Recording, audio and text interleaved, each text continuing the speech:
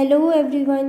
Guys, अगर आपने इस ड्रामा के पहले के पार्ट्स नहीं देखे हैं तो आई सजेस्ट आप पहले वो देख लीजिए ताकि आपको आगे की स्टोरी समझ में आए।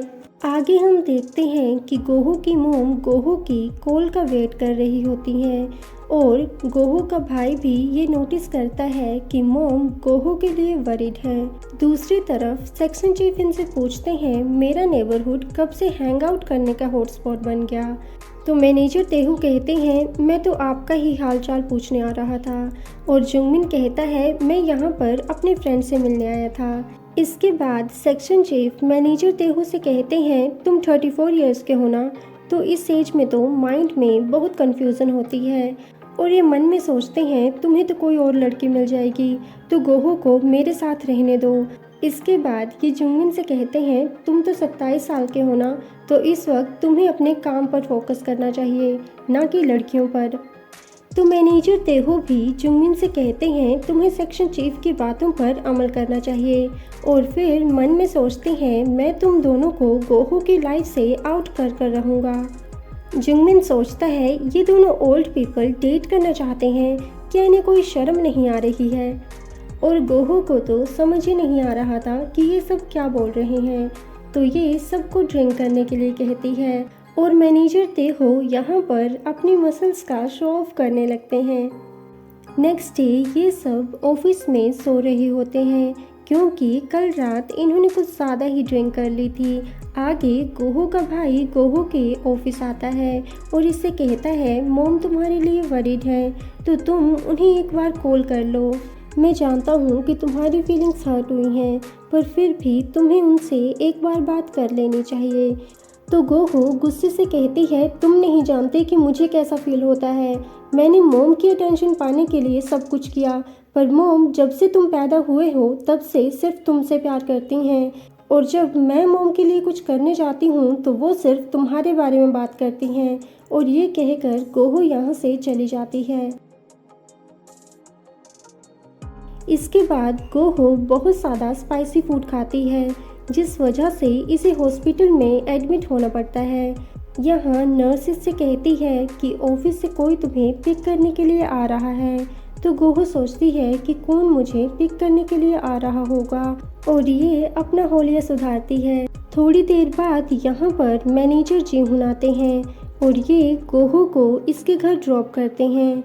गोहो जाने लगती है तो ये गोहो का हाथ पकड़ते हैं पर गोहो हाथ छुड़ाकर कहती है मुझे तुमसे कोई बात नहीं करनी। मैनेजर जीहुन पूछते हैं क्यों, क्या हम हमेशा ऐसे ही ऑकवर्ड होते रहेंगे। गोहो कहती है तुम इतना कूल बनने की एक्टिंग क्यों कर रहे हो, तुम वो हो जिसने मुझसे ब्रेकअप किया था। और ये रोने लगती है तो जीहुन इसे गले लगाते हैं और इससे माफ़ी मांगते हैं। दूसरी तरफ जुंगमिन मैनेजर तेहो को बताता है कि गोहो बीमार है और कल जब वो ड्रिंक कर रहे थे तब गोहो स्ट्रेस में थी तो वो हॉस्पिटल में एडमिट है और मैनेजर जीहुन उन्हें लेने गए हैं।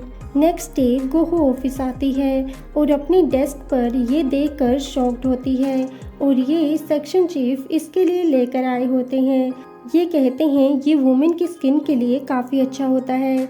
तभी डायरेक्टर किम यहाँ आते हैं और गोहो से फ्लर्ट करते हुए कहते हैं तुम्हें कैसे पता कि मैं आने वाला हूँ, तो तुम मुझे ऐसे ग्रीट करने के लिए आ गई।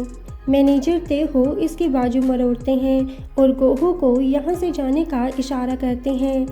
आगे गोहो को मैसेज आता है कि वेबसिन में आइडल, एक्स बॉयफ्रेंड और चबी सेक्शन चीफ हिट हो रहे हैं। तभी यहाँ पर मैनेजर तेहो आते हैं। गोहो इनसे पूछती है क्या आप ठीक हो और क्या आपने डायरेक्टर किम की बाजू तोड़ दी, पता नहीं अब वो क्या करेंगे।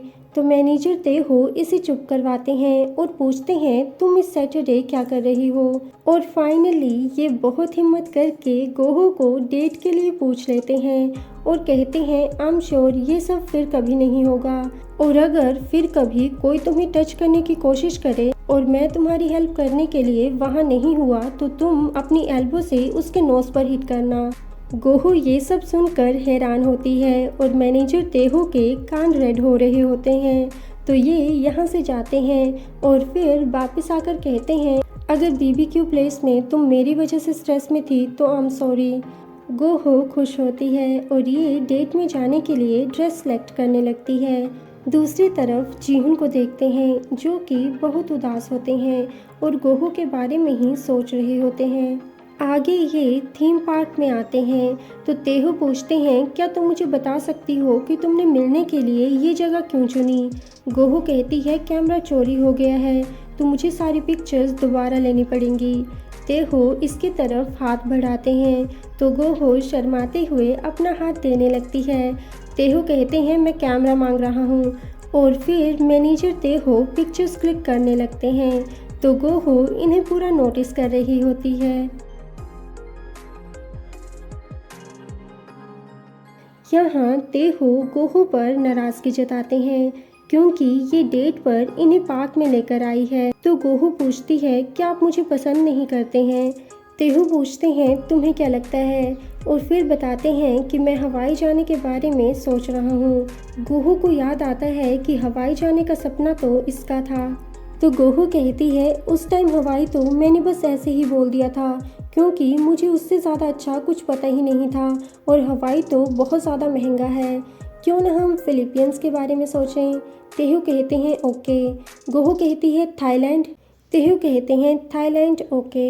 गोहो और कंट्रीज़ के नाम सोचने लगती है तो तेहो कहते हैं या!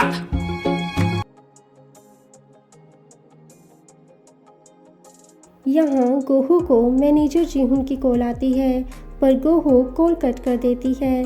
इसके बाद तेहो गोहो की पिक्चर्स क्लिक करने लगते हैं और यहाँ गोहो पर कॉफ़ी गिर जाती है तो तेहो इसकी हेल्प करते हैं। गोहो कहती है, आप आज जो भी कुछ कर रहे हैं मुझे इसकी आदत नहीं है। तेहो कहते हैं, मुझे भी नहीं, क्योंकि मैंने आज से पहले ये सब नहीं किया है। गोहो कहती है, झूठ मत कहो, आपने कभी तो किसी को डेट किया होगा। तेहो कहते हैं, अगर किया भी होगा तो तुम्हें क्या लगता है कि मैंने ऐसी लड़की को डेट किया होगा जो कि अपने कपड़ों में गिरी हुई कॉफ़ी भी वाइप ना कर सके? तो गोहो पूछती है, तो अब आप ये क्यों कर रहे हैं? तेहो कहते हैं, तुम जानती हो। गोहो कहती है, मैं नहीं जानती। तेहो कहते हैं, तुम क्यों नहीं जानती? और फिर इन्हें याद आता है कि ये गोहो के साथ कैसे बिहेव करते थे तो ये कहते हैं, इसमें मेरी क्या गलती है, तुम्हें अपने आप को सुधारना चाहिए। तो गोहो इन्हें पंच मारकर भागती है और फिर सोचती है, कांग तेहो ने मुझे 3 सेकंड सोचने के लिए कहा था। इसके बाद तेहो गोहो के पास आते हैं और इसे अपने करीब करते हैं। दूसरी तरफ मैनेजर जीहुन को देखते हैं जो कि गोहो के घर पर उसका वेट कर रहे होते हैं। 하와이든 태국이든 거기서 우리가 한 방 했으네요. फ्रेंड्स, अगर आपको मेरी एक्सप्लेनेशन अच्छी लगती है तो प्लीज़ वीडियो को लाइक, शेयर, कमेंट और चैनल को सब्सक्राइब भी कर लीजिएगा। So thanks for watching and take care. सारंगेओ।